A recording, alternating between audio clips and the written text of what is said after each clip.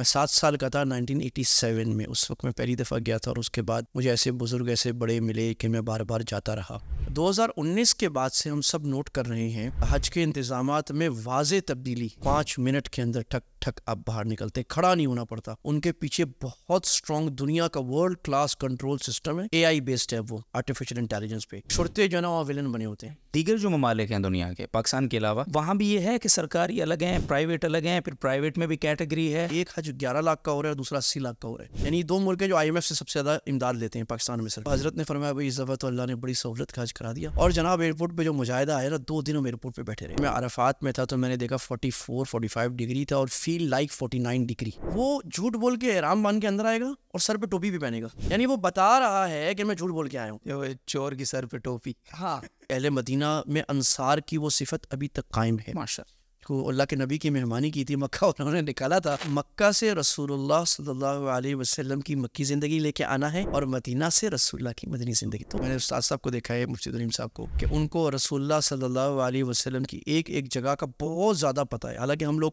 10-12 سال سے سیرت پڑھا رہے ہیں، لیکن کچھ بھی نہیں، جو حضرت کو اس جگہ میں فلاں صحابی نے یہ کام کیا تھا اور اللہ کے نبی نے یہ فرمایا تھا۔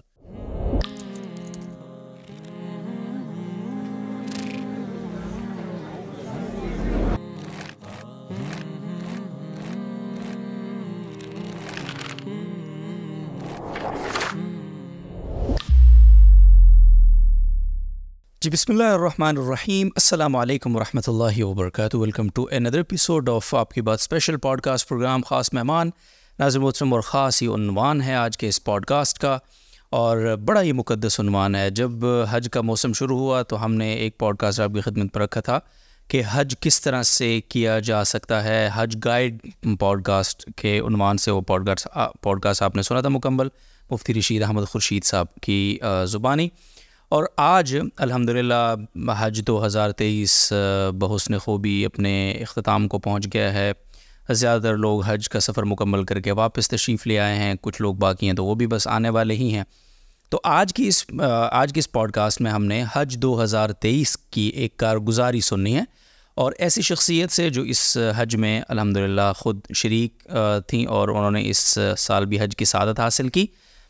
حضرت مفتی احمد عفنان صاحب ہمارے ساتھ ہیں، ڈائریکٹر کلیت الشریعہ اور جامعۃ الرشید کی شورا کے اہم ممبر۔ السلام علیکم ورحمۃ اللہ وبرکاتہ مفتی صاحب۔ وعلیکم السلام ورحمۃ اللہ وبرکاتہ۔ خیریت سے ماشاء اللہ؟ الحمدللہ۔ حج کی مبارک ہو، اور اس دعا کے ساتھ کہ اللہ تعالیٰ آپ کے حج کو حج مبرور بنا دے، اور یقیناً وہ بن گیا ہوگا انشاءاللہ جن بزرگوں کی صحبت میں آپ تھے۔ آمین آمین انشاءاللہ۔ بہت دعائیں جی، جزاک اللہ خیر وقت دینے کے لیے۔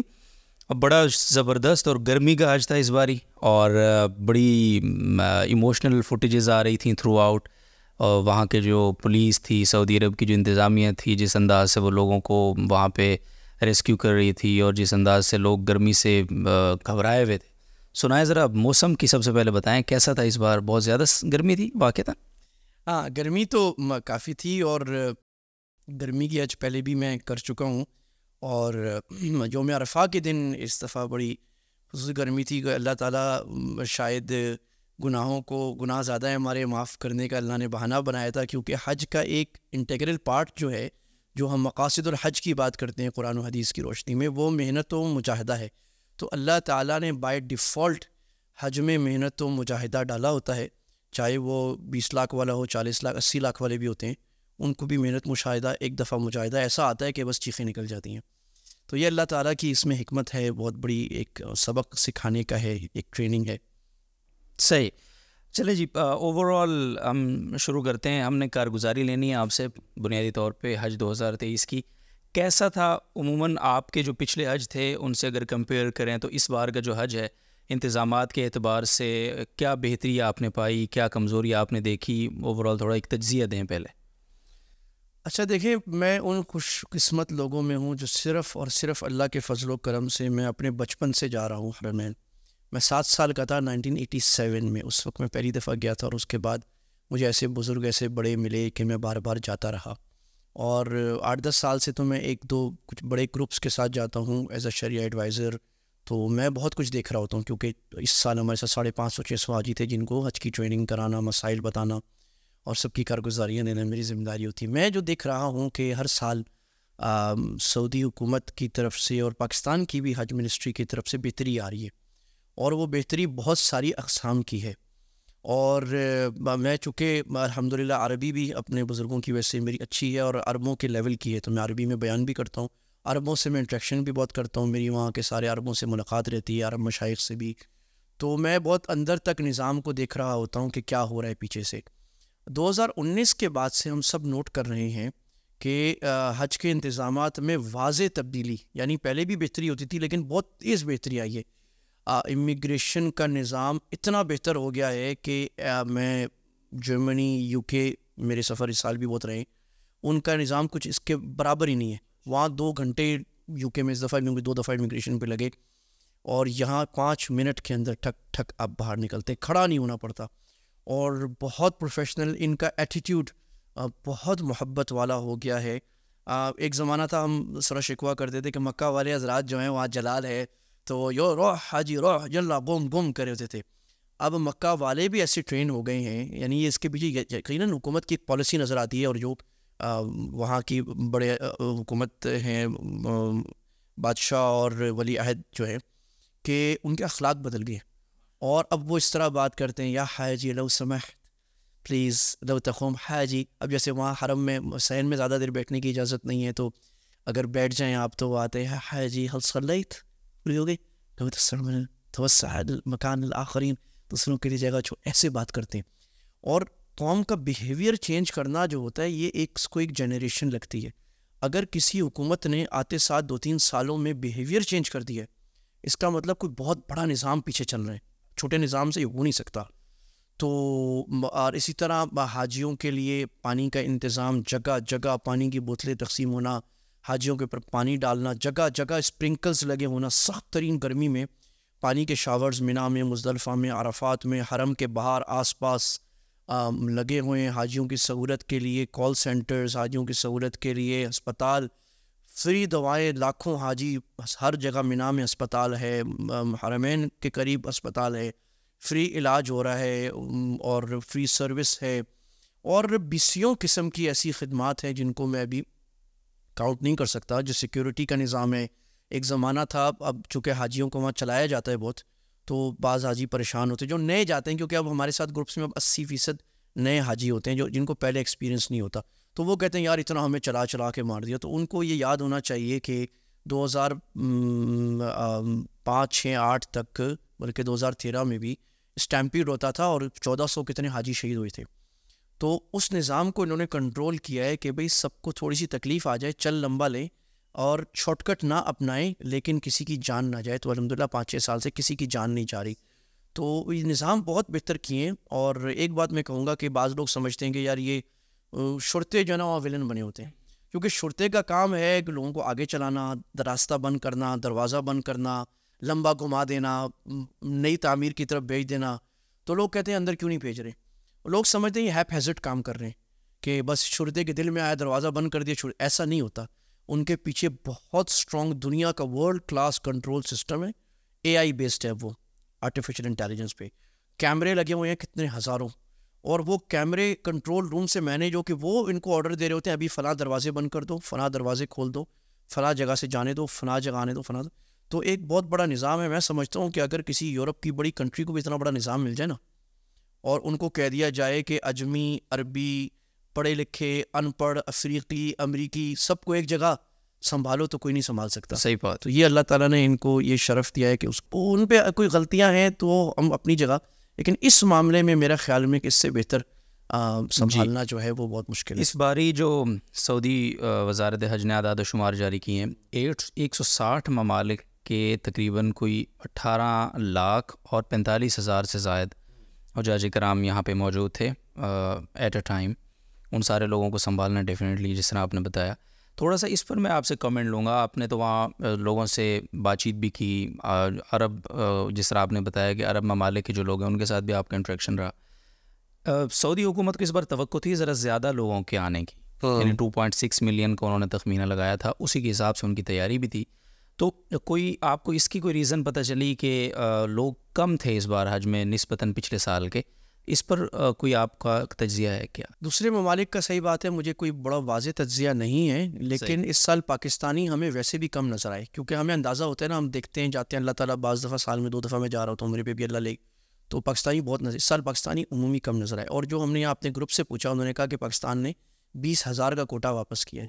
پہلے یہ ہوتا تھا کہ کوٹا لوگ زیادہ ہوتے تھے تو قرآن دازی ہوتی تھی، سر قرآن دازی بھی حکومتی حج میں نہیں ہوئی، پرائیویٹ کوٹا بھی کافی واپس ہوئے. اس کی ایک وجہ تو واضح ہے میرے خیال میں، جو ہماری فائنینشیل سچویشن اوور آل دنیا کی اور پاکستان کی تھی، کاسٹ اتنی بڑھ گئی تو اس کی وجہ سے لوگ اس کو میرے خیال برداشت نہ کر سکے تو نہیں آئے. باقی وجوہات کا مجھے علم نہیں. صحیح ہے. اچھا، ہمارے ہاں پاکستان کی اگر ہم بات کر لیں تو یہاں مختلف قسم کے گروپ جاتے ہیں حج پہ، ہر پیسوں کے بجٹ کے اعتبار سے ان کی سہولیات میں، ان کی ساری چیزوں میں، سروسز میں فرق آ رہا ہوتا ہے. تو تھوڑا سا یہ بتائیں کہ دیگر جو ممالک ہیں دنیا کے پاکستان کے علاوہ، تو وہاں بھی یہ ہے کہ سرکاری الگ ہیں، پرائیویٹ الگ ہیں، پھر پرائیویٹ میں بھی کیٹیگری ہے، یا صرف یہ پاکستان میں یہ کلچر ہے کہ جس کے پاس جتنے پیسے ہیں اتنا وہ وی آئی پی ہے؟ دیکھیں، جو معذرت کے ساتھ انڈر ڈیولپڈ کنٹریاں ہوتی ہیں، اس کو تھرڈ ورلڈ کنٹری ہم کہتے ہیں، اس کی عمومی حالت یہ ہوتی ہے کہ ڈسپیرٹی، فرق بہت زیادہ ہوتا ہے. صحیح. ایک اشرافیہ ہوتی ہے جو بہت امیر ہوتی ہے، پھر ایک بڑی تعداد ہوتی ہے جو بہت غریب ہوتی ہے، پھر ایک مڈل کلاس ہوتی ہے جو تھوڑی ہوتی ہے. دنیا میں جو ترقی یافتہ ممالک ہیں وہاں مڈل کلاس بڑی ہوتی ہے، اشرافیہ تھوڑی ہوتی ہے اور بہت غریب بھی تھوڑا ہوتا ہے. تو یہ فرق آپ کو وہاں بھی نظر آئے گا. تو ظاہر ہے جب ایک دنیا کا اچھا ملک جیسے ترکی ہے، ملیشیا ہے، انڈونیشیا ہے، وہاں آپ کو اتنا فرق نظر نہیں آئے گا. اب ملیشیا کو آپ لے لیں تو ان کی ایک منسٹری ہے، تو یا ترکی بھی ہے، دیانت ہے، تو سب لوگ دیانت کے تحت آئیں گے. کچھ تھوڑا بہت فرق تو ہوگا، لیکن اتنا فرق نہیں ہوگا کہ ایک حج 11 لاکھ کا ہو رہا ہے اور دوسرا 80 لاکھ کا ہو رہا ہے. اچھا، مصر میں فرق نظر آئے، کیونکہ مصر بھی ہماری طرح کا، یعنی 2 ملک ہیں جو IMF سے سب سے زیادہ امداد لیتے ہیں، پاکستان، مصر. تو ان کی صفات، ان کے لوگوں کی اخلاقی حالت، یہ سب برابر نظر آتی ہے ہر چیز میں. تو ان کی، اب مصریوں کے جو امیر ہیں وہ ہم سے زیادہ امیر، ان کے جناب وہ مینا میں دمبا روسٹ ہو رہا ہوتا ہے ماشاء اللہ. اچھا. ہاں، اور وہ لاؤنج لگے ہوتے ہیں اور بڑی عیاشی ہوتی ہے، اور ان کا غریب حاجی اس طرح. تو ہمارا بھی ہے کہ غریب حاجی، اللہ غریب تو نہیں، سارے امیر ہیں ماشاء اللہ، اللہ حاجی ہیں ہماری نظر میں. اور حج کا مقصد ہی ایک مقصد، جو حج کے 10 مقاصد علماء کرام نے بڑے بیان کیے ہیں، جس میں قرآن میں بھی ہیں، اس میں ایک مقصد مساوات ہے. اللہ تعالیٰ نے فرمایا ثم افیضوا من حیث افاض الناس واستغفروا اللہ. اس کا پس منظر یہ ہے کہ مکہ والے جو تھے، مشرکین مکہ، رسول اللہ صلی اللہ علیہ وسلم کی آمد مبارک سے پہلے، وہ کہتے تھے ہم حلس ہیں، یعنی ہم پیر ہیں، مجاور ہیں، ہم عرفات نہیں جائیں گے کیونکہ عرفات حدود مکہ سے باہر اور ہم حدود.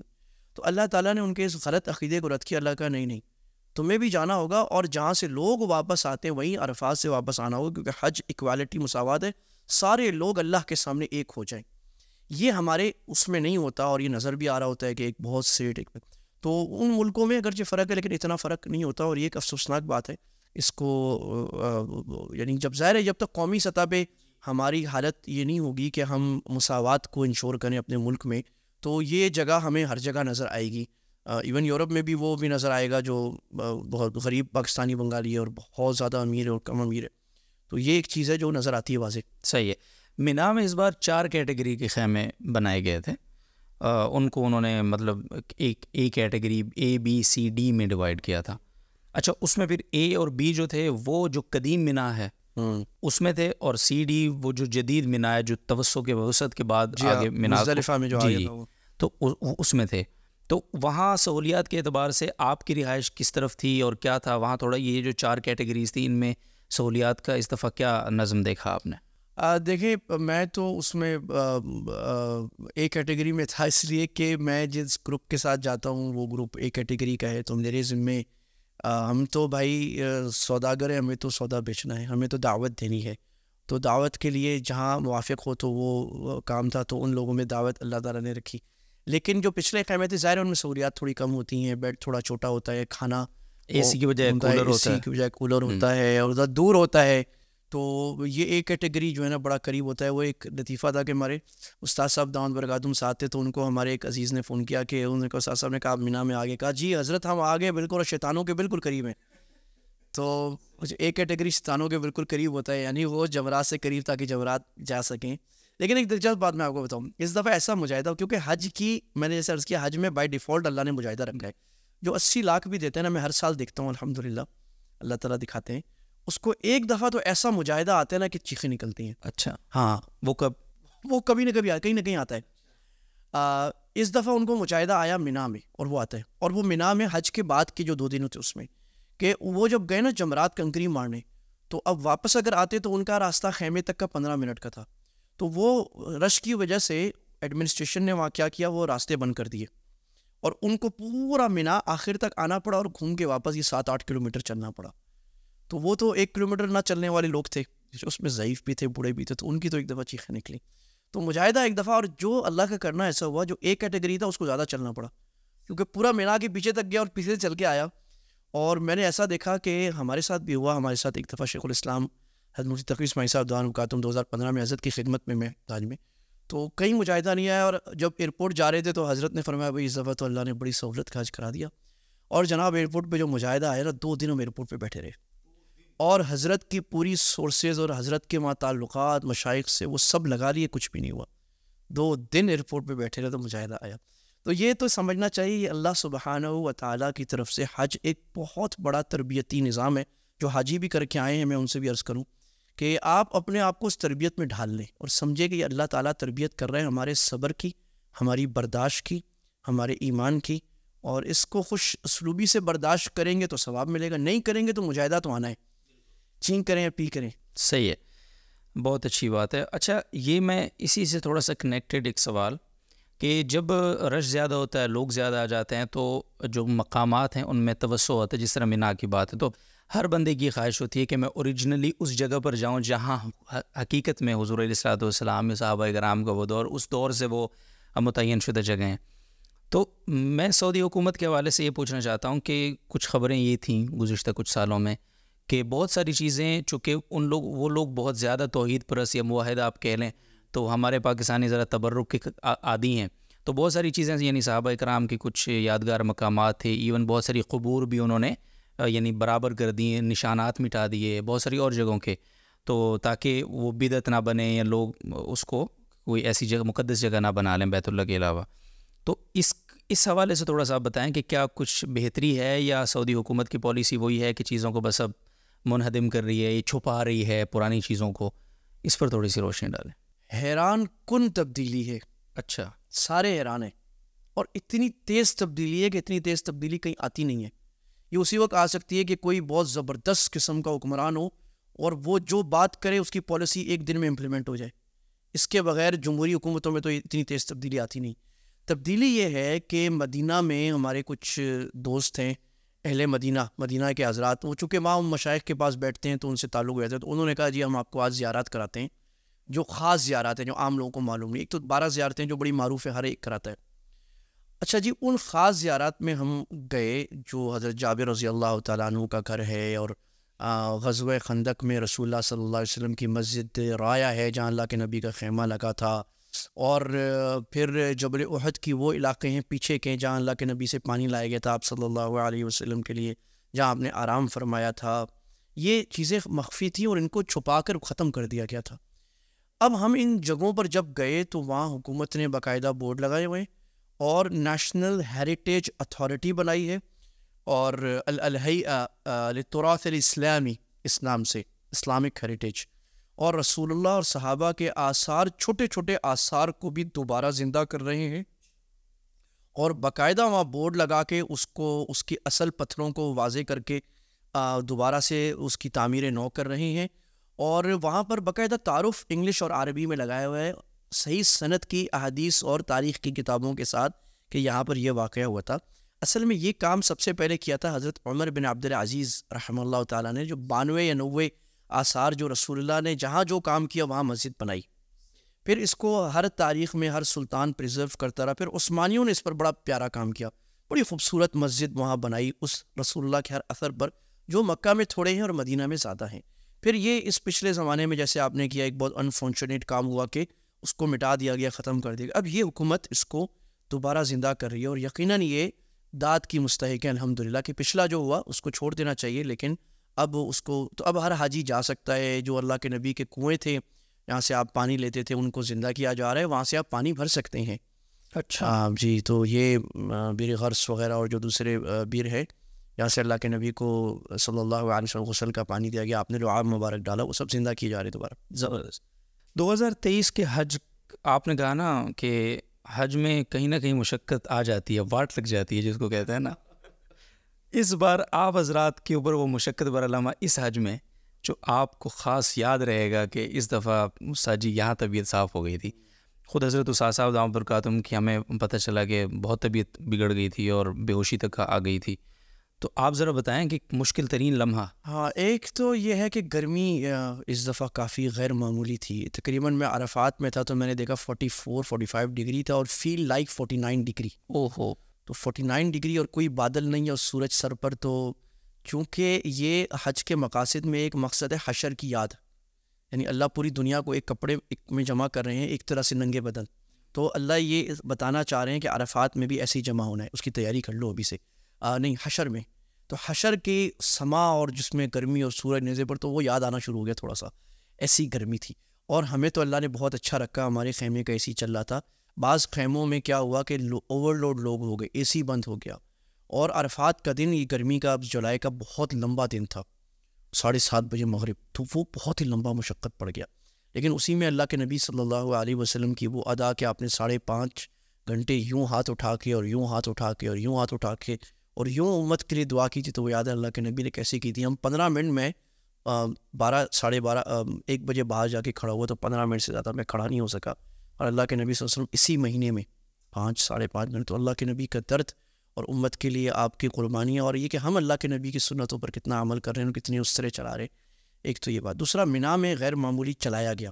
کچھ اور وجہ بھی ہو گئی, کچھ VIP آ گئی, کچھ اور ہو گیا. تو ایک پل ہے جس سے اتر کے آپ مینا میں جاتے ہیں, وہ بند ہو گیا, تو بہت لمبا چلنا پڑا. ایک اور بات ہے کہ اس وقت امت عمومی طور پہ ہم جو دیکھتے ہیں, اور پاکستان خاص طور پہ, ہم سست ترین دنیا کے لوگ سمجھے جاتے ہیں. یعنی دنیا اس کی ریٹنگ کرتی ہے کہ دنیا میں کون کتنا ہیلدی ہے, کون ہے. تو ہیلتھ لیول پر ہم سب سے کمزور لوگ ہیں, اور ہماری لائف ایکسپیکٹنسی بھی سب سے کم ہے دنیا میں. 66 سال کی عمر میں ایوریج مرتا ہے آدمی, اور صحت کا ریشو کم ہے.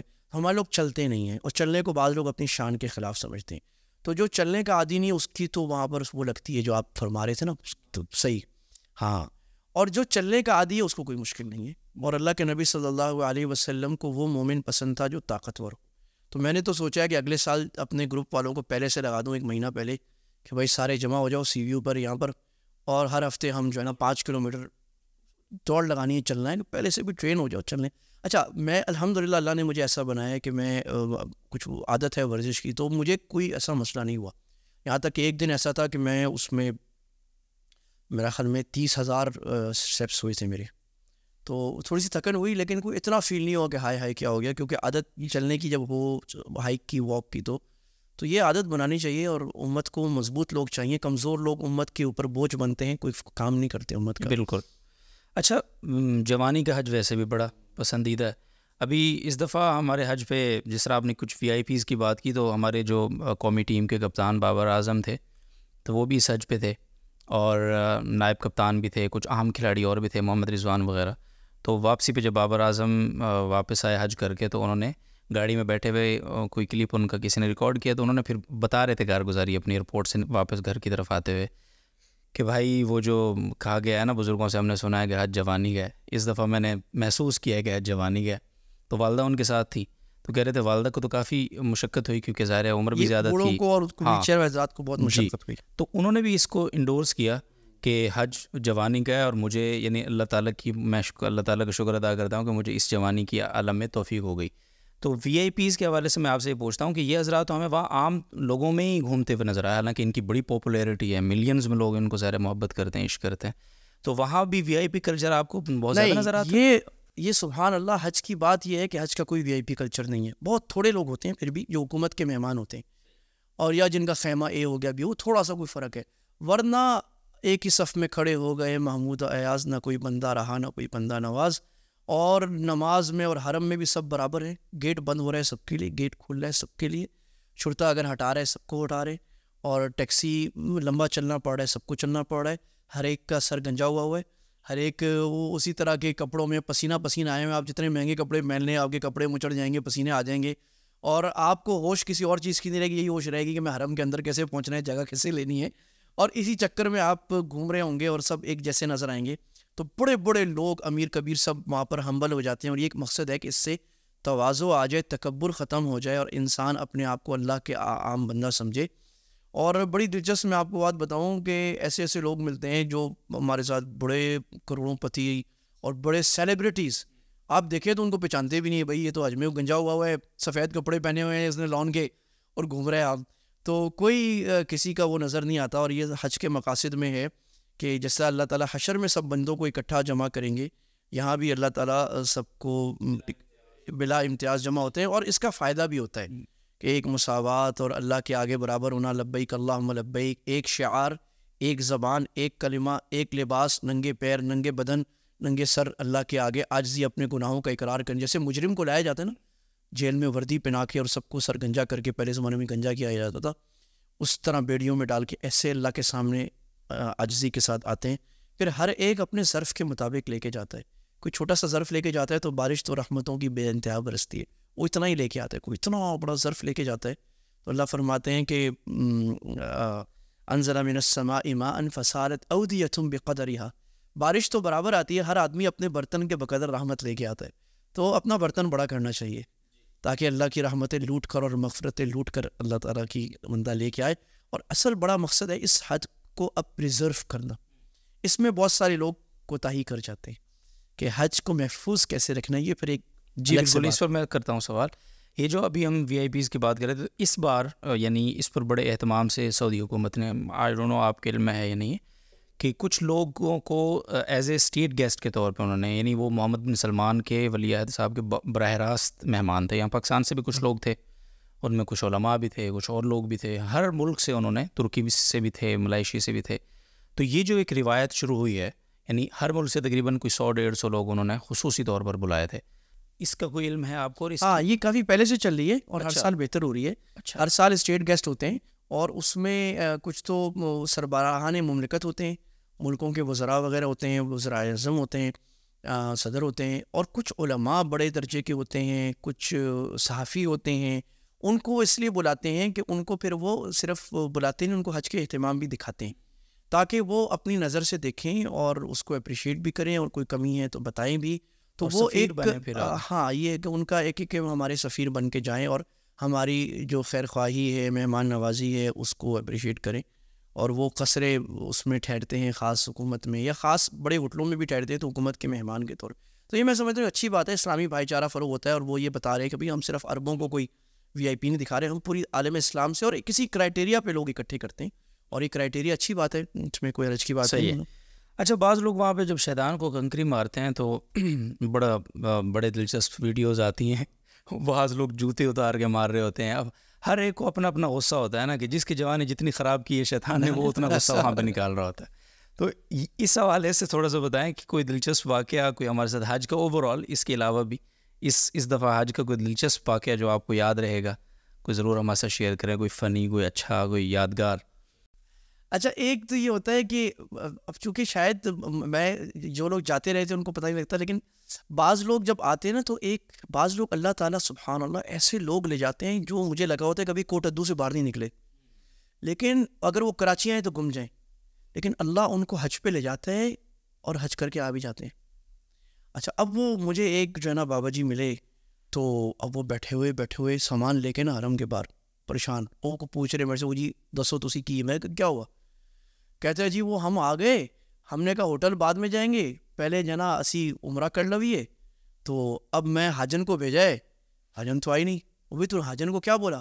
حاجن کو میں بولا میں دروازے کے باہر بیٹھا ہوں. اللہ کے بندے تو 99 دروازے ہیں, کون سے کہتے ہیں تو میں نہیں پتا. اب یہ بیچارہ بیٹھا ہے. اچھا ہو جائے گا اس کا, حاجن کہیں نہ کہیں مل جائے گی, کوئی نظام ہے, لیکن اس طرح گھومے گا. ایک اور صاحب ملے تو وہ بھی اچھا وہ ہندوستان کے تھے. اب وہ ایسکیلیٹر جو پہلی منزل پہ جاتے ہیں نا اس کے نیچے کھڑے ہوئے, میں بھی کھڑا ہوا, اور وہ کھلنے والا تھا. کہہ رہے کب کھلے گا؟ میں نے کہا وہ شرطے سے میں نے پوچھ لیا عربی میں, اس نے کہا 10 منٹ میں. میں نے کہا کیا کرنا ہے؟ کہتے ہیں حاجن کو اوپر بٹھا کے آیا ہوں, حاجن کو لینے آئے. میں نے کہا اوپر کہاں بٹھایا تم نے؟ کہہ رہے سامنے ہی بٹھائے. کھنڈا بندے یہ تو 10-15 لاکھ لوگوں کی جگہ ہے, تو سامنے کہاں؟ کہا سامنے. میں نے کہا حاجن نہیں ملتی اتنے آرام سے بھائی آپ کو. تو اللہ تعالیٰ ایسے سادہ لوگوں کو لاتا ہے اور ان کا حج کرے. اچھا, ایک اور چیز یہ ہوتی ہے کہ لوگوں کو جو فکر ہوتی ہے نا کہ ہمیں چونکہ مسائل بتانے ہوتے ہیں, تو یہ جو 5-6 دن ہوتے ہیں نا حج سے پہلے کے، یعنی 5-6 ذی الحجہ سے لوگ عزیزیہ میں آ جاتے ہیں، مفتیان کرام سے انٹریکشن ہوتے ہیں، علماء سے. اب لوگوں کو فکر لگی ہوتی دم، مفتی صاحب میرا دم تو نہیں نکل جائے گا، میرا بال ٹوٹ گیا، میں نے صابن لگا لیا، میں نے بیوی کو یوں کر کے دیکھ لیا پیار سے، اور جو ہے نا مفتی صاحب میں نے غیبت کر لی، مفتی صاحب میں نے ناک کا بال نکال لیا، اور مجھے کسی نے کہا دم پڑتا ہے، اور پتہ نہیں کیا میرا ناخن نکل گیا تو میں نے منہ پہ چادر ڈال لی. یہ لوگوں کو بڑی پریشانی ہوتی ہے کہ یہ مجھے دم تو نہیں نکل جائے گا. حالانکہ دم نکلنا کوئی اس آدمی کا اتنا مسئلہ نہیں ہے، وہ 500-600 ریال کا ہے، لیکن ایک ڈر ہے کہ جرمانہ نہ ہو جائے، وائلیشن نہ ہو جائے. اب یہ اللہ نے کیوں رکھا ہے کہ یہ جو جیسے روزے میں ایک ڈر ہوتا ہے نا کہ میں تو یہ اللہ نے ڈر اس لیے رکھا ہے دم کا کہ اس میں جس کو صوفیاء کرام فرماتے ہیں حضوری کی کیفیت پیدا ہو جاتی ہے کہ ہر وقت آدمی احرام میں یہ سوچ رہا ہوتا ہے کہ ہائے ہائے دم نہ پڑ جائے. اب وہ مفتی صاحب کے پیچھے بھی، مولوی صاحب کے پیچھے بھی، اور جیسے ہی حج ختم ہو مفتی صاحب کی کوئی ویلیو نہیں، پھر کوئی نہیں گاڑ ڈال رہا، پھر وہ شاپنگ بیگم کو لے کے شاپنگ پہ جا رہے ہیں.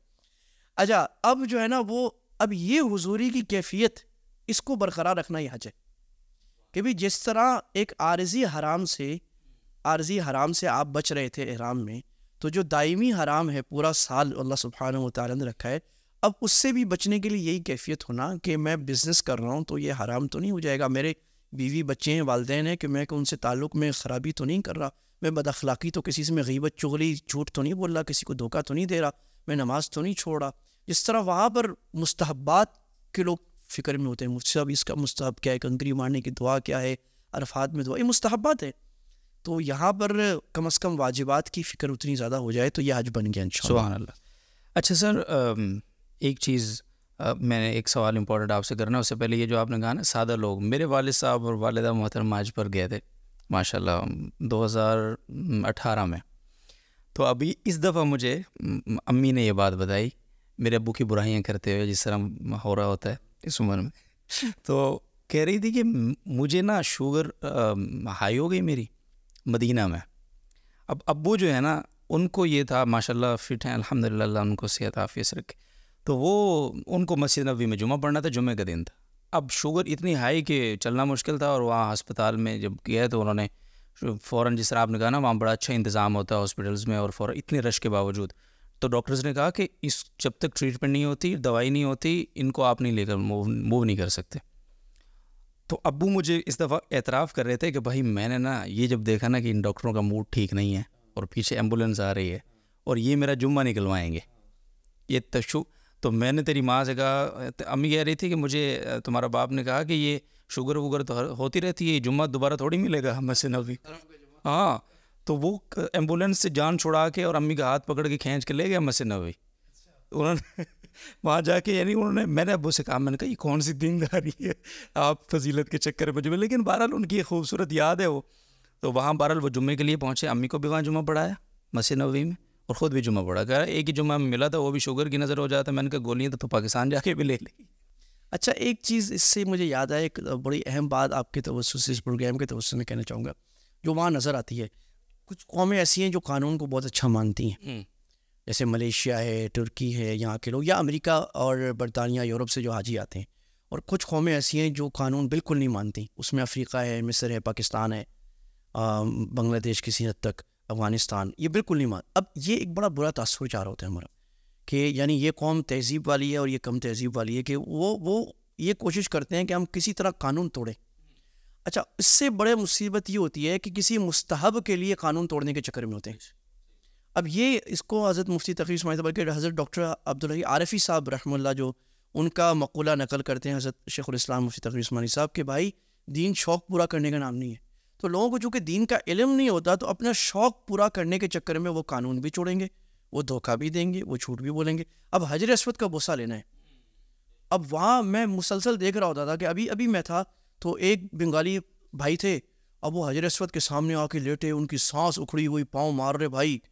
تو میں نے پہلے تو میں نے خود کوئی پاؤں شاؤں ملے ان کے تو نہیں ہوا، تو میں نے شرطوں کو بلا لی. تو شرطوں یہ بڑے مزے آئے، ان کو سمجھ آ گئی اس کو کہا حجر اسود سے آئے ہو، انہوں نے کہا ہاں حجر اسود. اس کی حالت خراب ہوئی، وہ اس کو صحیح کرے، ان کو پتہ ہے. اب حجر اسود کے بوسے پہ کچھ بھی ہو جائے، مار دھاڑ لے، 10 آدمیوں کو موقع مار لے، کچھ بھی کر لے، اس کو بوسہ لینا ہے. حالانکہ حجر اسود کا بوسہ لینا ایک مستحب ہے اور کسی کو تکلیف دے کر دینا حرام ہے، یہ کچھ سمجھ میں آ رہی. اب وہ اس کو لینا ہے. اچھا اب اس کو حرم میں جمعہ پڑھنا ہے, چاہے وہ قانون توڑے, چاہے وہ کیا کرتے ہیں جو انہوں نے وہ بیریکیڈز لگائے نا اس کو پھاند کے جائیں گے. اچھا ایک اور انہوں نے قانون جو حاجیوں کی بہتری کے لیے بنایا ہے کہ نیچے صرف احرام والے جا سکتے ہیں, اور جو غیر احرام والا ہے وہ پہلی منزل دوسری منزل پہ جائے گا. اب ہمارے لوگوں کو جناب یہ ہیلا سوچتا ہے, وہ بغیر احرام کی نیت کیے اپنے ہوٹل سے چادریں پہن کے اندر جاتے ہیں, پھر کہتے ہیں جی جائز ہے. جائز کیسے؟ آپ دھوکہ دے رہے ہو, آپ جھوٹ بول رہے ہو. جھوٹ عمل کا بھی ہوتا ہے نا, صرف زبان کا تو نہیں ہوتا. آپ قانون توڑ رہے ہیں. تو چونکہ ہمارے یہاں اس کی علماء کرام کی بھی کمی ہے کہ ہمارے یہاں علماء یہ نہیں بتاتے کہ بھائی قانون ماننا چاہے غیر مسلم حکومت کا بھی ہو, جو جب تک شریعت کے واضح خلاف نہیں ہے, وہ قانون ماننا قرآن کی روح سے فرض ہے. اطیعوا اللہ و اطیعوا الرسول اولي الامر منکم.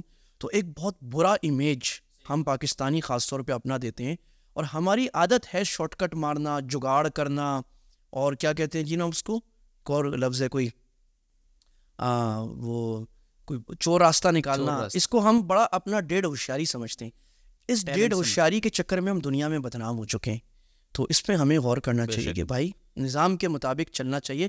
اس میں دیکھیں شریعت کا اصول یہ یتحمل الضرر الخاص لدفع ضرر العام, یہ فقہ کا قاعدہ ہے کہ چند لوگوں کو مشکل برداشت کر لینی چاہیے زیادہ لوگوں کی مشکل کے لیے. اگر آپ کو حرم میں اندر جگہ لینی ہے تو آپ جلدی جائیں نا, وہ آپ آخری ٹائم پہ جا رہے ہیں اور پھر دھوکہ دے رہے ہیں, چوری کر رہے ہیں. جو آپ کو بار بار مطاف کے اندر جانا ہے تو آپ جائیں مسجد عائشہ سے احرام باندھ کے آ جائیں نا احرام.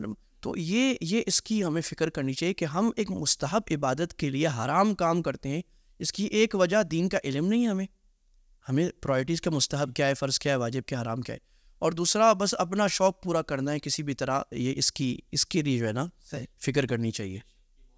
اچھا ایک اور کمال کا کام, وہ یہ پاکستانی حضرات زیادہ نظر آتے ہیں, کچھ تھوڑے سے دوسرے, وہ جھوٹ بول کے احرام باندھ کے اندر آئے گا اور سر پہ ٹوپی بھی پہنے گا. یعنی وہ بتا رہا ہے کہ میں جھوٹ بول کے آیا ہوں, میں احرام میں نہیں ہوں. بھائی اگر آپ نے دھوکہ دے کے آیا ہی ہو تو ٹوپی تو نہ پہنو, ساری دنیا کو آپ دکھا رہے ہو کہ میں احرام میں نہیں ہوں اور میں احرام کی چادریں پہن کے اندر آیا ہوں اپنا یہ شوق پورا کرنے کے لیے کہ میں مطاف میں طواف کروں گا. چور کی سر پہ ٹوپی, ہاں بس وہ دکھا کے آ رہے. تو اللہ تعالیٰ اس میں ہمیں ہدایت بھی دے اور ہمیں سمجھ بھی دے, اور ہمیں دین کے اصول اللہ تعالیٰ ہمیں سمجھا. اور علماء کو بھی اللہ تعالیٰ یہ کوشش کرنی چاہیے کہ وہ جہاں حج کے مستحبات بتا رہے ہیں وہاں یہ آداب بھی بتائیں, حکومت کی اخلاقیات اور رعایت اور مجمع کے ساتھ چلنے کے اصول. صحیح جزاک اللہ. اچھا یہ بتائیں کہ اتنے بڑے مجمع میں سادہ لوگ ہوتے ہیں ظاہر, بہت سارے جنہوں نے پہلی دفعہ سفر کیا ہوتا ہے, جس طرح آپ نے بتایا, اگر کوئی حاجی گم ہو جاتا ہے, بچھڑ جاتا ہے, تو وہاں اس کے کیا انتظامات ہیں کہ وہ اس کو تلاش کیا جا سکے؟ تو سعودی حکومت اس حوالے سے کس طرح سے؟ اچھا نظام بہت اسٹرانگ ہے, لیکن بعض لوگ اس اپنی جہالت, ناواقفیت یا بے پرواہی کی وجہ سے اس نظام کو بھی توڑ دیتے ہیں.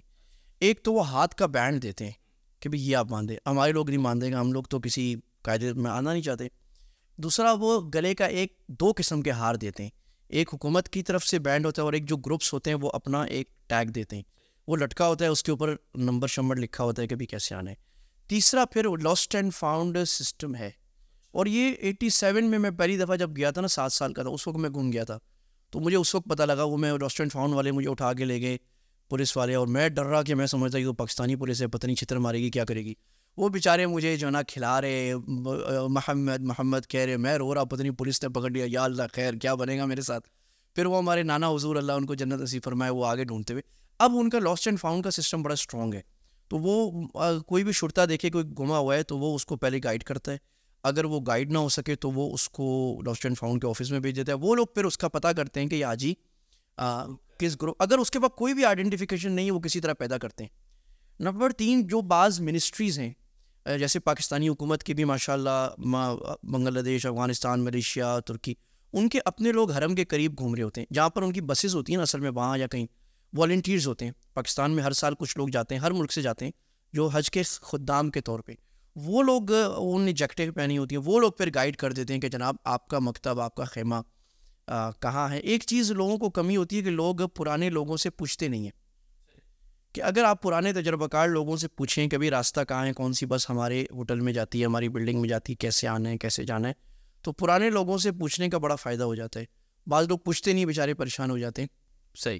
تو بعض لوگوں کو میں نے دیکھا 2 دن سے گھوم رہے ہیں, ایسے بھی ملے, وہ 2 دن سے بیچارہ, کوئی مائی ہے بیچاری, وہ اردو بھی نہیں بول سکتی, پنجابی بولتی ہے, سندھی بولتی ہے, بلوچی بولتی ہے. اب وہ ہے, ہاں پشتو. اب وہ جناب وہ گم ہو گئی. تو ہمارے وہ ایک استاد تھے, تو وہ کہہ رہے تھے کہ ایک دفعہ جو ہے نا پتہ نہیں ہمارے ساتھ کوئی گئے, تو انہوں نے کہا کہ بعض لوگ جو ہے نا وہ حرم میں بھی جا کے جو ہے نا وہ بیگمات کے ساتھ لگ کے ان کا ہاتھ پکڑ کے گھوم رہے ہوتے ہیں.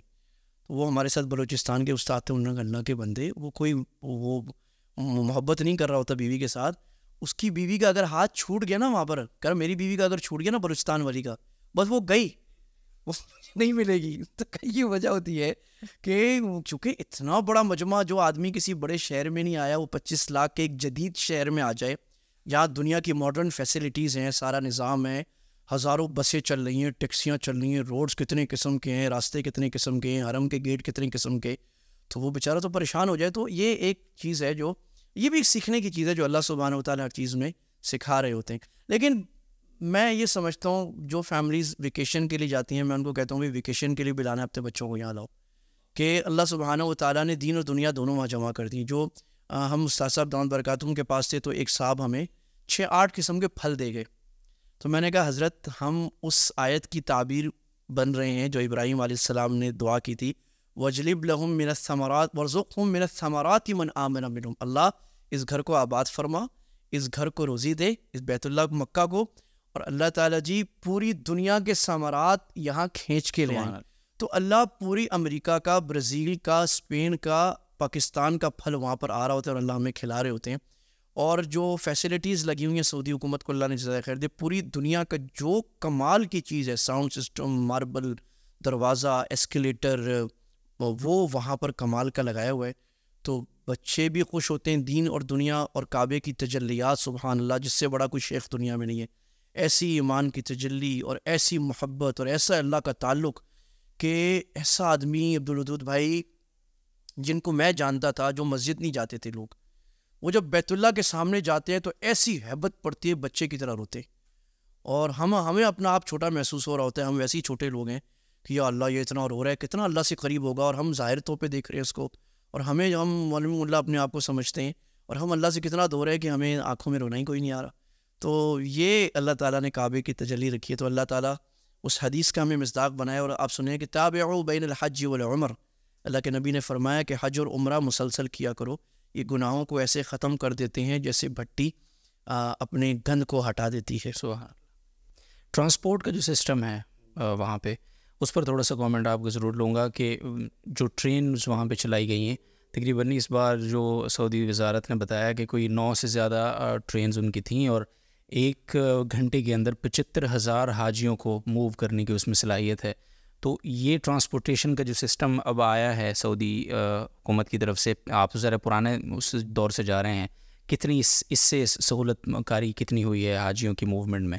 بہت سہولت ہوئی ہے, اور یہ فاسٹ سپیڈ ٹرینز ہیں, اور میں نے اس میں سفر بھی کیا ہے.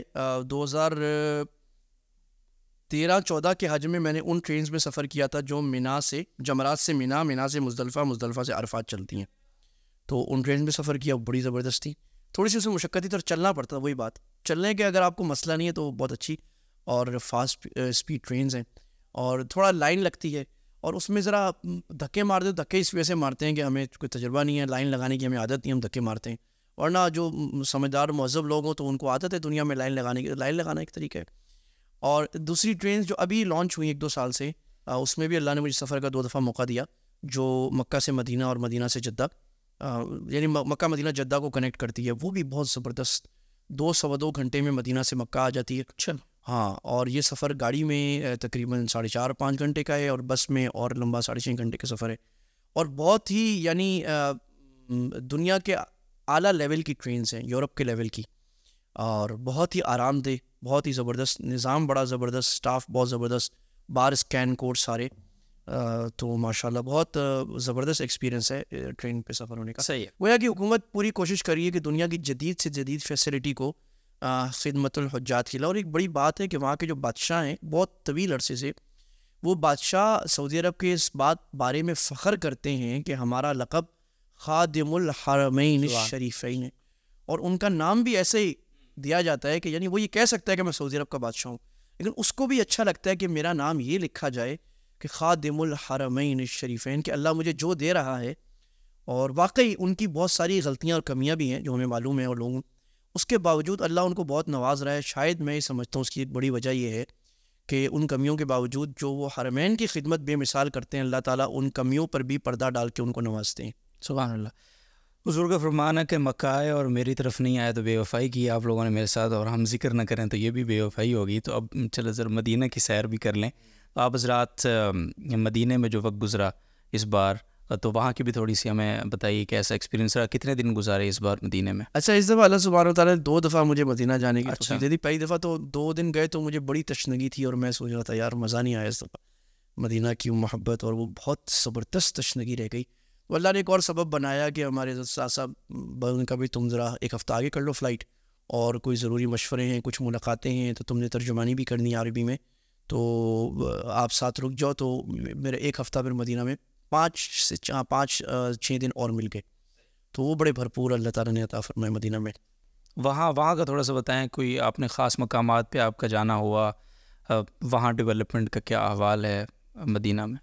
اچھا, مدینہ میں جو کہتے ہیں نا مکہ میں جلال ہے اور مدینہ میں جمال ہے, تو وہ ایسا ہے کہ مدینہ میں ذرا سکون ہے. اس کی وجہ یہ ہے کہ مکہ میں تو کعبہ ہے, تو ہر وقت یہ آس لگی ہوتی ہے, یہ شوق لگا ہوتا ہے کہ زیادہ سے زیادہ وقت طواف میں لگائے.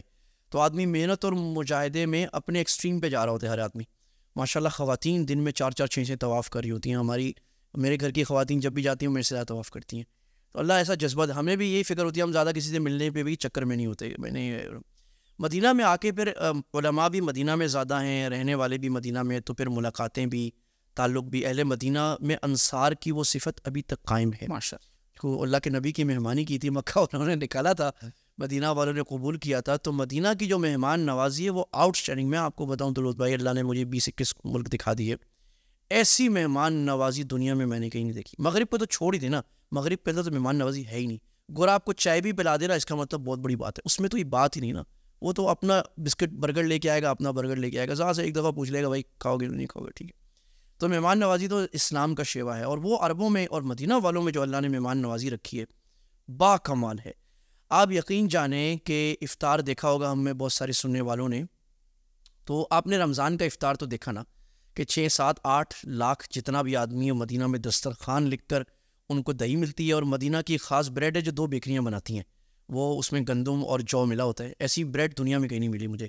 اور ایک دگا وہ ان کا مسالہ ہوتا ہے, دہی میں مسالہ ڈال کے 2-4 قسم کی کھجوریں, اور وہ دہی سے افطار کے وقت دہی مسالہ اور روٹی سے جو مزہ آتا ہے مجھے دنیا کے کسی کھانے میں نہیں آیا آج تک. لیکن ابھی جیسے ذی الحج کے روزے تھے, مستون ہے, روز افطار لگ رہا ہے, حالانکہ ان کو پتہ ہے 99% لوگوں نے روزہ نہیں رکھا ہوا. اس میں ایک بڑی تعداد ایسی ہے ان کو پتہ بھی نہیں کہ آج روزے کا دن ہے, وہ سمجھ رہے ہیں ہماری مہمانی پہلے ہی کر رہے ہیں. تو وہ بیچارے افطار سے آدھا گھنٹہ پہلے ہی کھانا شروع کر دیتے, وہ کچھ نہیں کہتے. کعوہ بھی مل رہا ہے, گرم کعوہ 5-6 لاکھ حاجیوں کو مل رہا ہے, 2 قسم کا, گرین ٹی مل رہی ہے یا عربی قہوہ مل رہا ہے. پیر اور جمعرات مستون دن ہے. مستون دنوں میں 13, 14, 15 اسلامی تاریخ جو چاند کی اللہ کے نبی صلی اللہ علیہ وسلم وغیرہ کہتے, اس میں پوری مسجد نبوی میں دسترخوان لگے گا, ہر حاجی کو کھجور, زمزم اور دگا اور قہوہ ملے گا, اور 5-6 منٹ میں وہ 6 لاکھ لوگوں کا دسترخوان لگ کر وہ سمٹ جاتا ہے, ختم, اور پوری ایسا لگتا ہے کچھ ہوا ہی نہیں یہاں پر. اور سب لوگ اللہ کے آگے نماز پڑھتے ہیں, اور اس کی جو حرم کے باہر تقسیم ہو رہا ہے وہ ایک الگ ہے. کھانے مل رہے ہیں, افطاریاں مل رہی ہیں, اور ٹرک کے ٹرک لوگوں کو لبن تقسیم ہو رہا ہے, پانی تو کروڑوں میں تقسیم ہو رہی ہیں بوتلیں, کوئی حد و انتہا اس کی نہیں ہے. تو یہ الحمدللہ ایک مدینہ کی بڑی خاص بات ہے. دوسرا جو علماء کے لیے میں عرض کروں یا طلباء کے لیے جو عربی سمجھتے ہیں, جو مدینہ میں حلقے لگتے ہیں علم کے, یہ وہ روایت ہے جو تاریخ اسلام کی شروع سے چل رہی ہے اور دنیا کے اکثر ملکوں میں نہیں رہ گئی, کہیں کی رہ گئی ہے, کہ مسجد میں علم کا حلقہ لگنا, جس میں تفسیر کا حلقہ لگ رہا ہے, حدیث کا حلقہ لگ رہا ہے, فقہ کا حلقہ لگ رہا ہے, عقیدے کا, حج کے مسائل کا, کوئی بڑا شیخ وہ پڑھا رہا ہے کسی کتاب سے, اور حاجیوں کے لیے مسائل کے حلقے لگ رہے ہیں, اور مختلف زبانوں میں بھی حج میں تو لگتے ہیں حلقے. اس سے ضرور استفادہ کرنا چاہیے. 1-2 اور چیزیں, 2 میوزیم بنے ہوئے مدینہ میں رسول اللہ کی سیرت پر جو دیکھنے گئے. ایک تو ایسا ہے جو ٹیکسی پہ آپ کو جانا پڑتا ہے, وہ سیرت النبی میوزیم ہے, جس میں ماڈلز کی شکل میں کلے ماڈلز جو ہوتے ہیں مٹی کے, اس کی شکل میں اللہ کے نبی صلی اللہ علیہ وسلم کی سیرت کو, غزوہ احد کا ایک بڑا ماڈل دکھایا ہے, پورا سمجھ آتا ہے غزوہ احد میں مسلمان کہاں سے آئے تھے, اور دشمن کہاں سے آیا تھا, کہاں پر آپ نے قیام فرمایا, تیر اندازوں کی کاتی, خندق بھی اسی طرح, صلح حدیبیہ بھی اسی طرح, مدینہ کی مسجد بھی مسجد نبی کی تعمیر, یہ سارا اس طرح دکھایا ہوا ہے. تو رسول اللہ کی سیرت آنکھوں سے نظر آتی ہے کہ کیسے کیا تھا اور اللہ کے نبی نے کیا اسٹریٹجی, کیا حکمت عملی اپنائی تھی. ایک میوزیم تو بڑا قریب ہے, وہ روضہ رسول کے سامنے ہے, متحف السیرۃ النبویہ, اور وہ ڈیجیٹلائز اسکرینس کے ذریعے اللہ کے نبی کی سیرت اور اللہ کے نبی کی معلومات کو دیا جاتا ہے. اور ایک مسجد نبی کی لائبریری ہے جو دنیا کی ایک شاہکار اسلامی لائبریری ہے, باب نمبر 7 اور 8 جو دائیں طرف ہے اس میں اوپر جا کر ہے, اور اس میں زیادہ کلیکشن تو عربی کی, کچھ اردو اور انگلش کی بھی کلیکشن. اس سے آپ کو دیکھ کے پتہ لگتا ہے کہ اسلامی ذخیرہ کتنا بڑا ہے. 1400 سال میں جو امت نے اسلام کے لیے کتابیں مختلف موضوعات پہ لکھی ہیں, وہ موضوعات کتنے زیادہ ہیں. ایک تاریخ پڑھی ہوئی اتنی بڑی الماری ہے, اور ایک حدیث پڑھی ہو چلتے جائیں کتنی ہزار کتابیں ہیں. تو وہ دیکھنے میں پتہ لگتا ہے کہ ہمارا علم اور ہماری تراث کتنی بڑی ہے. تو اسی طرح جو رسول اللہ کے اماکن, اب جیسے میں نے بتایا کہ اس کو زندہ کیا جا رہا ہے, تو مدینہ میں بہت زیادہ زیارتیں, تو اس کو زیارت کرنی چاہیے, اور کسی ایسے آدمی کے ساتھ جو اس کا ماہر ہو, ان جگہوں کو جانتا ہو, وہ بتائے کہ یعنی ایک تو ہے نا کہ عہد دیکھ لیا رسول اللہ نے ایسی کیا تھا بدر میں, سبحان اللہ, نعرے تکبیر زندہ باد آپ نے کر دیا, میں گھر چلا گیا. ایک یہ کہ what is there in for us, ہمارے لیے کیا ہے.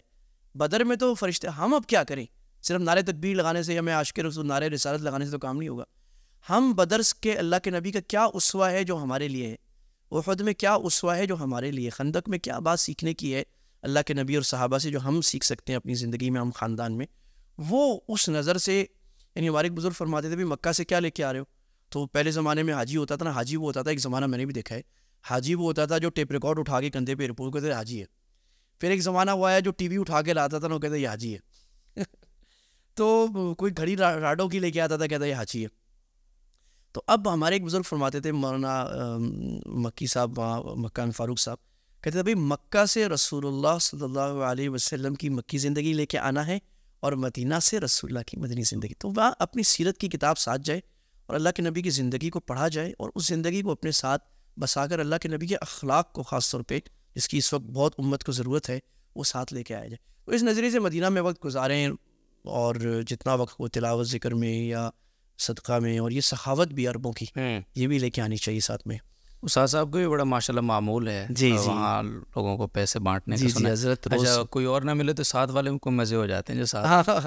حضرت ماشاءاللہ بڑی سخاوت فرماتے ہیں وہاں پر. اور حضرت کو میں نے استاد صاحب کو دیکھا ہے, مفتی دلیم صاحب کو, کہ ان کو رسول اللہ صلی اللہ علیہ وسلم کی ایک ایک جگہ کا بہت زیادہ پتہ ہے. حالانکہ ہم لوگ 10-12 سال سے سیرت پڑھا رہے ہیں, لیکن کچھ بھی نہیں. جو حضرت کو اس جگہ میں فلاں صحابی نے یہ کام کیا تھا اور اللہ کے نبی نے یہ فرمایا تھا, تو بڑا علم ہے ان کو تفصیل کے ساتھ.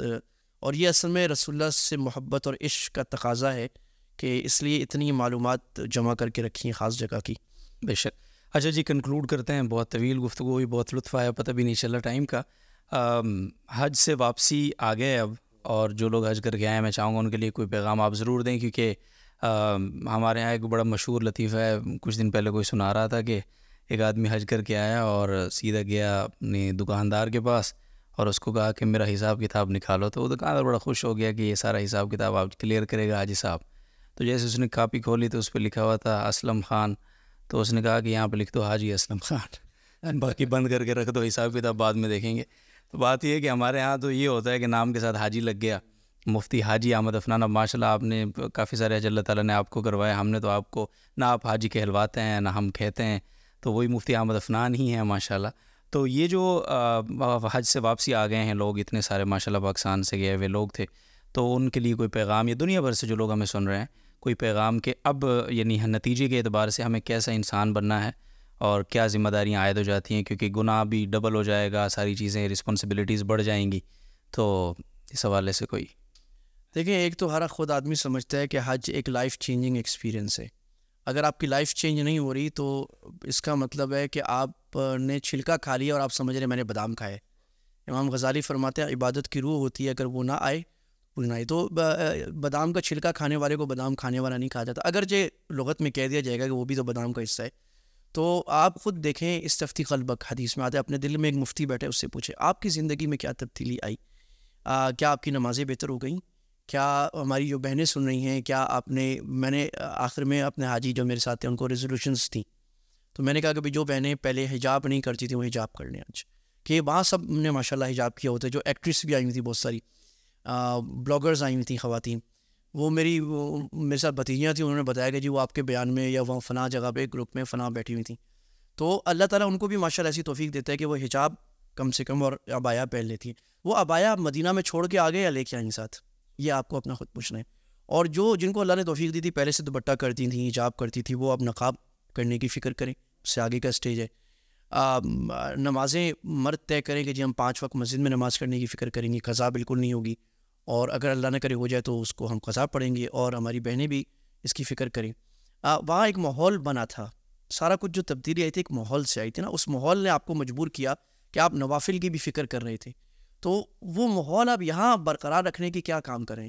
کون سا ایسا دین کا حلقہ، تبلیغ کا حلقہ، علماء کا حلقہ، خانقاہ کا حلقہ، گو درس قرآن کا اسلامک سینٹر جس سے آپ جوڑ رہے ہیں، تاکہ یہ کون ایسا اسلامک اسپیکر جس سے آپ جوڑ رہے ہیں کہ آپ اس ایکسپیرینس کو برقرار رکھیں. ورنہ جو فوجی ٹریننگ کر کے گھر میں آ جائے اور پھر کہیں 1 کلومیٹر بھی نہ بھاگے تو وہ تو ختم ہوگی ٹریننگ اس کی. تو یہ آپ کو اپنا خیال کرنا. آپ کے حقوق کا معاملہ کیسا ہے، لین دین، جو آپ نے حاجی صاحب والی بات کہی کہ وہ حاجی صاحب پیمنٹ کرنے والے ہیں یا پیمنٹ دبانے والے ہیں، تو آپ پیمنٹ کرنے والے حاجی صاحب بن جائیں اور حاجی کا نام ہٹا دیں. حاجی کے نام کی کوئی ضرورت نہیں ہے. نمازی زکاتی نہیں کہتے، زکات نہیں، تو آپ کا اللہ کا معاملہ ہے. تو آپ کی یہ ہو کہ حاجی صاحب آئے، آپ سب کی پیمنٹ صحیح ٹائم پہ کرتے ہیں، کمٹمنٹ پوری کرتے ہیں، بزنس میں دھوکہ نہیں کرتے، 2 نمبر چیز نہیں بیچتے، اور صلہ رحمی آپ کی بڑھ جانی چاہیے. اپنے رشتہ داروں سے تعلق، بہن بھائیوں سے، میاں بیوی کے تعلق اور خوبصورت ہو جانا چاہیے، والدین سے تعلق خوبصورت ہونا چاہیے، بچوں کے دین پہ لانے کی فکر، آپ کی پیرنٹنگ سکلز وہ بہت اچھی ہو جائیں. اور ویو دیکھنے والوں کو نظر آنا چاہیے کہ اس بندے میں اپنے دین میں اور اخلاق میں ایک بڑا پازیٹیو چینج آیا. جو صبر کی زبردست تربیت ہوئی ہے وہ آپ کی زندگی میں نظر آنی چاہیے. میں ایک بات کہتا ہوں کہ اللہ تعالیٰ نے حج میں کہا نا کہ لا رفث ولا فسوق ولا جدال، قرآن میں، کہ بھئی اس پہ بے حیائی نہیں کرنی اور گناہ کبیرہ نہیں کرنا اور جھگڑا نہیں کرنا. فی الحج آ گیا حج کے اندر. میں نے کہا اس فی الحج کا یہ مطلب نہیں ہے کہ حج میں تو جھگڑا نہیں کرنا، اس کو بولنا ابھی تو دیکھ لے ذرا، میں احرام اتاروں اور دیکھتا ہوں تجھے. یہ مطلب نہیں ہے. مطلب یہ مشق ہے کہ حج میں اللہ ٹریننگ کرا رہے نظر کو جھکانے کی، نظر کو پاکیزہ کرنے کی، اور گناہوں سے بچنے کی، اور جھگڑا نہ کرنے کی. یہ ایٹیٹیوڈ اور یہ عادت نبی صلی اللہ علیہ وسلم کی پیاری عادت، معاف کرنا، درگزر کرنا، صبر کٹ جانا، پی جانا، چھوڑ دینا اللہ کے لیے، یہ آپ کی زندگی میں آئی کہ نہیں آئی؟ نہیں آئی تو فکر کرنے کی ضرورت ہے کہ کیوں نہیں آ رہی. اور انشاءاللہ سب میں آئیے اس کو. اصل بات ماحول ہے. ان سب 100 باتوں کی ایک بات، آپ کسی نہ کسی دینی پاور ہاؤس سے، جو کعبہ تو بڑا پاور ہاؤس ہے، چھوٹے چھوٹے پاور ہاؤس اللہ نے دنیا میں ہر جگہ رکھے، علماء کی شکل میں، اہل خیر کی شکل میں، خانقاہوں کی شکل میں، ان سے کوئی نہ کوئی تعلق رکھیں تو انشاءاللہ آپ کا حج پریزرو اور محفوظ رہے گا. جزاکم اللہ خیر جی، بہت بہت شکریہ. حضرت مفتی احمد عفنان صاحب کے ساتھ بڑی زبردست اور ڈیٹیل گفتگو، حج 2023 کی کارگزاری، بڑی مزیدار، دلچسپ، معلوماتی اور رہنما کارگزاری ہم سن رہے تھے. اور یقیناً یہ جو پوڈ کاسٹ ہے یہ سن کر اگر آپ کو اللہ تعالیٰ انشاءاللہ اس کے بعد تھرو آؤٹ جب عمرے کے سفر پر آپ جائیں گے، اگلے سال حج کے سفر کی توفیق ہوگی، تو بڑی اس میں رہنما باتیں ہیں. تو اس کو آپ خود بھی یقیناً آپ نے سن لیا ہوگا، اور دیگر احباب کے ساتھ بھی اس کو ضرور شیئر کریں تاکہ ہم اس سفر کی، یعنی وہی بات ہے کہ مکہ گئے ہیں تو مکی زندگی آئے ہمارے پاس، مدینہ سے واپس آئیں تو مدینہ کی وہ زندگی بھی ساتھ لے کر آئیں. تو یہی حاصل ہے آج کی گفتگو کا. اپنا خیال رکھیے، دعاؤں میں یاد رکھیے. اللہ تعالیٰ ہم سب کو اپنے گھر کی، اپنے حبیب صلی اللہ علیہ وسلم کے شہر اقدس کی، روضہ مبارک کی بار بار مقبول حاضری کی توفیق اور سعادت عطا فرمائے. اجازت دیجیے، اپنا خیال رکھیے. اللہ حافظ.